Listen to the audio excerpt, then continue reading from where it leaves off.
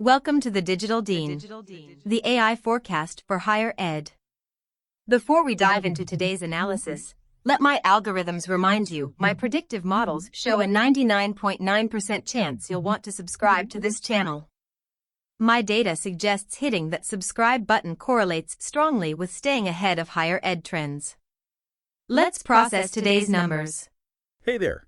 Today we're diving into something kind of maybe a little morbid, but super interesting, I promise. We're talking about predicting college closures. Yeah, it's like having a crystal ball, but for higher education. Exactly. And while it might not be the most cheerful topic, getting what makes colleges close, it's actually really valuable, especially if you care about, well, the future of college in general. Totally. You might be thinking, okay, why should I care if some college on the other side of the country shuts down? Yeah. But here's the thing. They're not just these isolated ivory towers. Right. Colleges are like the heart of so many communities. Absolutely. Everything from the local economy to jobs to just, how the whole area functions, colleges are tied into it. So knowing which ones might be struggling, well, that can be incredibly helpful. Whether you're, I don't know, a student there now thinking about investing or just someone who cares about that community. We've actually got some research to dig into today from a team at the Federal Reserve. And get this, they built a model that uses a bunch of data to actually predict which colleges might close. And it's even more accurate than what the government's using. Way more accurate. So to start, I think we should get a sense of just how many colleges have closed recently. It's kind of shocking. Oh, it is. Between 1996 and 2023, over 1,600 colleges closed. Which is, yeah, it's a lot. That's a ton. But what's interesting is you almost never hear about public colleges closing. It's like they've got some kind of special protection. It's true. I mean, think about it, closing a state school. That's a huge political move. Nobody wants to deal with that. Yeah, makes sense. But for private colleges, especially the for-profit ones, it's a totally different story. They're way more sensitive to any kind of financial trouble. And that's where this idea of a college's financial health becomes so important, right? It's not just about how much money they have sitting around. Exactly. It's more like, how sustainable are their finances? Can they keep going strong? So what actually goes into making a college financially healthy, or I guess unhealthy? I'm assuming it's more complicated than just looking at how much they charge for tuition. Oh, for sure. There's a whole bunch of factors. Think of it like a three-legged stool. You've got tuition revenue on one leg, government funding if it's a public school on another leg, and then everything else, investments, donations, endowments, all that stuff, that's the third leg. And I'm guessing that recently, for a lot of colleges, those legs haven't been feeling too steady, huh? You're right. Like, we've all heard about enrollment dropping, tuition going up, but not as fast as, the cost of everything else, and state funding for those public colleges as well. That's always been unpredictable. That's a tough time to be a college. It really is. And that's where this model from the Federal Reserve comes in. It looks at all those things we just talked about, enrollment, where the money's coming from, expenses, how much cash they have on hand, to get a really detailed picture of their financial situation. Right. So we've set the scene right. College is closing, money troubles, it's a lot. But now let's get into this model the Fed came up with. You mentioned machine learning before, and that's kind of the secret sauce here. Okay, full disclosure, high school algebra was about my limit. Wow. So machine learning. Break that down for me like I'm, I don't know, 5 years old. All right, picture this. You're teaching a dog to shake paws. Okay, I could do that. So you show them what to do, give them a treat when they get it right, maybe a little no when they mess up. And over time, they figure it out. Treats are good. Connect that to the paw shake, you've got a trick. Bingo. That's machine learning in a nutshell. Except instead of a dog, it's a super-powered computer.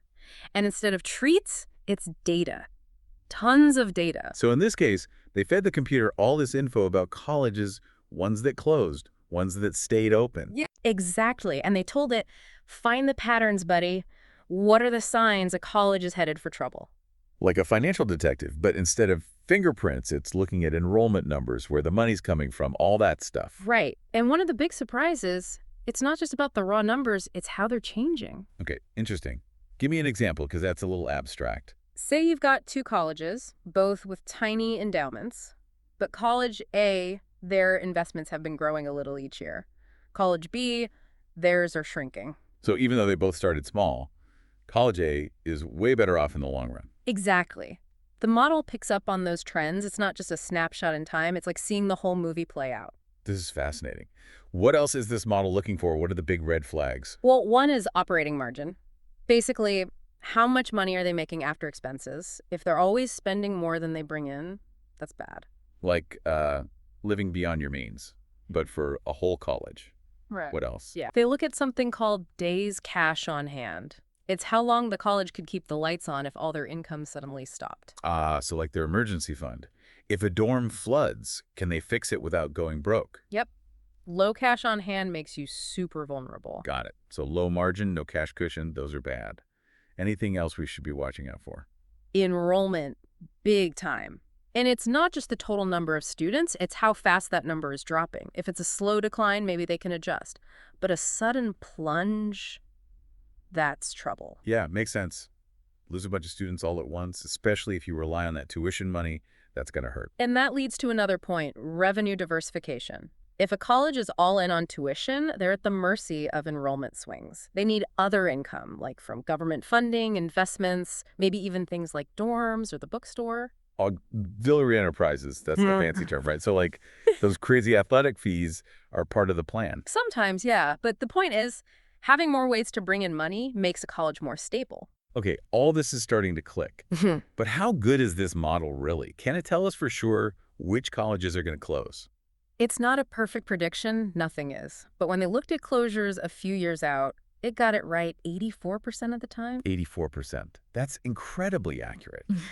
This seems like it could be really useful for anyone who's, I don't know, interested in the future of higher ed. Absolutely. And here's what's even wilder. It did really well, even with colleges that didn't share all their financial info publicly. So even if a college is trying to hide their money troubles, this model might sniff it out.